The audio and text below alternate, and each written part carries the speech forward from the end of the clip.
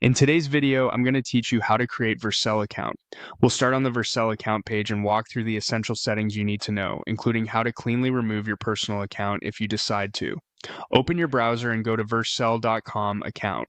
If you aren't already signed in, log in so you can access your account area. Once you're in, look to the top right corner and click the profile icon.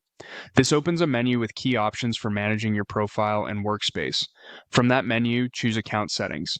This takes you to the central place where you control your personal account configuration. On the left side, select the General section. This is where Vercel groups core account controls, including ownership, security, and, if needed, the option to delete your account. Scroll until you see the Delete Account area. Before you proceed, a quick tip. Make sure you understand what will be removed and consider exporting anything you might still need. Deletion is permanent.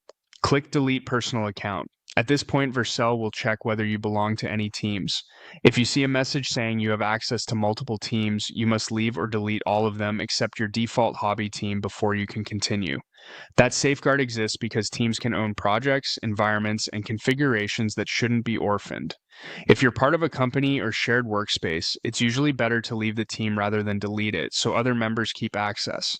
To remove a team you own and no longer need, open that team's settings. You can get there from the team switcher or the account area by selecting the team and then choosing settings. In the team settings page, look for the option to delete team and click it. Vercel will ask you to confirm the deletion to prevent mistakes. Type the requested confirmation text exactly as shown. You may be prompted to enter it again to fully confirm. This double check helps ensure you're deleting the correct team with full awareness of the impact. When you're ready, click Continue to finalize the team deletion. Repeat this process for any additional teams you own that must be removed. Once you've left or deleted all teams except your hobby team, return to your personal account's general settings and proceed with the delete personal account flow. Follow the on-screen instructions to complete it.